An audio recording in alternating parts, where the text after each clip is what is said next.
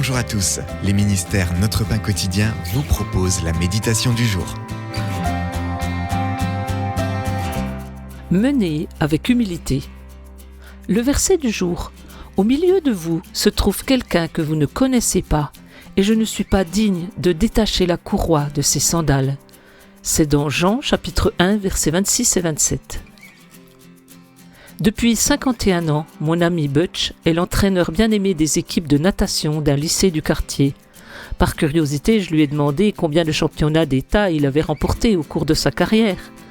De son doux ton de voix habituel, il m'a lancé « Je n'ai jamais remporté un seul championnat parce que je n'ai jamais participé à une seule compétition. » Je me suis alors repris « Combien de championnats thé nageurs ont-ils remporté ?» Il m'a alors répondu avec joie « 39 ». Butch m'a ainsi enseigné une précieuse leçon. Cet entraîneur joue un rôle important, mais il ne veut pas s'approprier le mérite qui revient à ses nageurs. Son humilité me rappelle comment Jean-Baptiste percevait son rôle.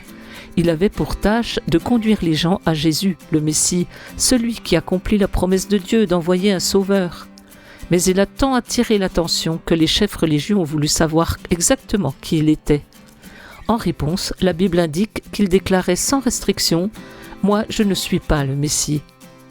Même sous pression, Jean-Baptiste indiquait clairement que son rôle consistait à annoncer l'arrivée de Jésus, le Messie tant attendu.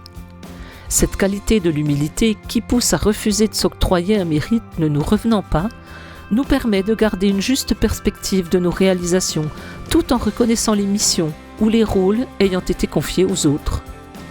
C'était un texte de Lisa Samra. Dans quel domaine vous est-il difficile d'user d'humilité ? Seigneur Jésus, accorde-moi la grâce d'agir avec humilité, l'humilité dont tu as tant fait preuve.